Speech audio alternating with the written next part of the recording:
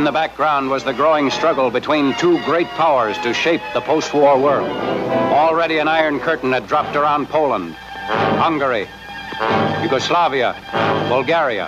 It can't happen here? Well, this is what it looks like if it should.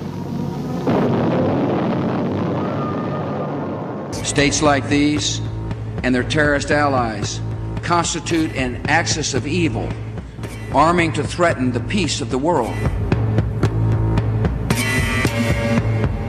These are barbaric people, servants of evil, the cult of evil. A monumental struggle of good versus evil. But good will prevail. Whether it's the Soviet Union or Al-Qaeda, it provides a way to legitimize the war. In 1998, Blair helped persuade the Americans to join a NATO bombing campaign of Serbia. The aim was to force President Milosevic to stop the ethnic cleansing by Serbian troops.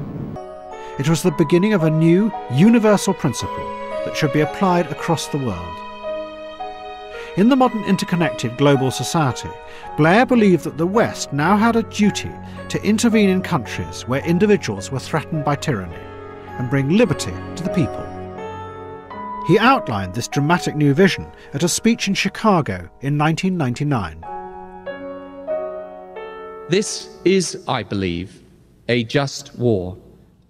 Acts of genocide can never be a purely internal matter.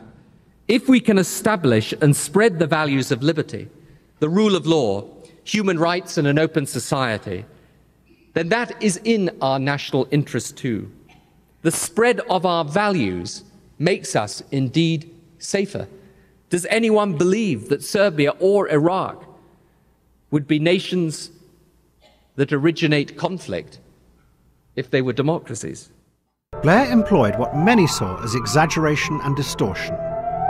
Perhaps he believed it was the only way to achieve his moral vision. The ends justified the means. The read we get on the people of Iraq is there's no question but what they want to get rid of Saddam Hussein, and they will welcome as liberators the United States when we come to do that. The repeated claim that the United States uses military force only with great reluctance. We still seek no wider war. The United States does not start fights. America does not seek conflict. I don't like to use military force. Our nation enters this conflict reluctantly. And only for the most virtuous of reasons. First and foremost, to spread freedom and democracy. We want nothing for ourselves, only that the people of South Vietnam be allowed to guide their own country in their own way. The United States has been engaged in an effort to stop the advance of communism in Central America by doing what we do best, by supporting democracy. Our cause of liberty, our cause of freedom, our cause of compassion and understanding. People want democracy, peace, and the chance for a better life in dignity and freedom. We want to lift lives around the world, not take them. We must get the Kosovar refugees home safely. Minefields will have to be cleared. Homes destroyed by Serb forces will have to be rebuilt. Homeless people in need of food and water.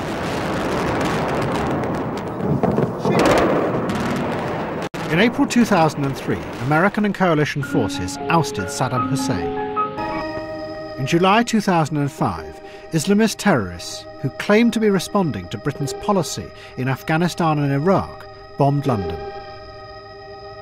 Blair's response was to push forward dramatic changes to the law.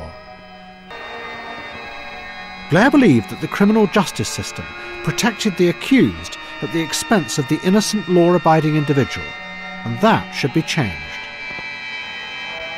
The fundamental dilemma is this: how do we reconcile liberty with security in this new world?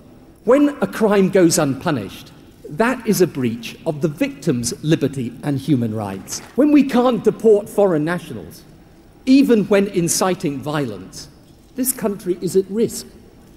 Let liberty at last stand up for the law-abiding citizen in this country. What Blair was proposing was that from antisocial behaviour through to terrorism, individuals could be detained or punished on far less evidence than before, or even on the suspicion that they might commit a crime in the future. There has been enormous opposition to this from the legal profession. They argue that it opens the way to the arbitrary use of power by governments. Politicians can now decide who is a normal law-abiding citizen and who is the individual whose ideas might lead to dangerous crimes in the future and should be locked up with little or no evidence. Our political leaders have the power to decide what is the right kind of free individual and to punish those who do not conform to that ideal. But there is one thing that makes our freedom today different. The idea of freedom that we live with today is a narrow and limiting one that was born out of a specific and dangerous time, the Cold War. It may have had meaning and purpose then as an alternative to communist tyranny, but now it's become a dangerous trap. At its heart, it has no purpose other than to keep us free from unnecessary constraint or harm. It isn't for anything. This idea of freedom is still portrayed by many politicians and influential commentators as a universal absolute. They assume it is only a matter of time before it spreads throughout the world. But this may not be true. In a world with many dangers, this menace must be confronted. After careful deliberation, I have decided that the United States should take military action against Syrian regime targets.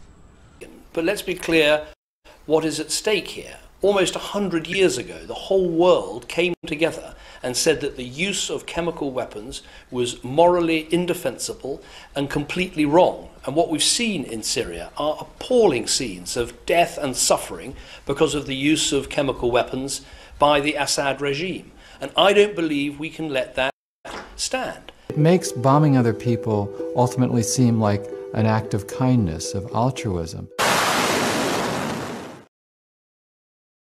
I wish to see my ship clean again. Oh, and naturally, sir. After all, you'll be carrying tobacco to London. And in London?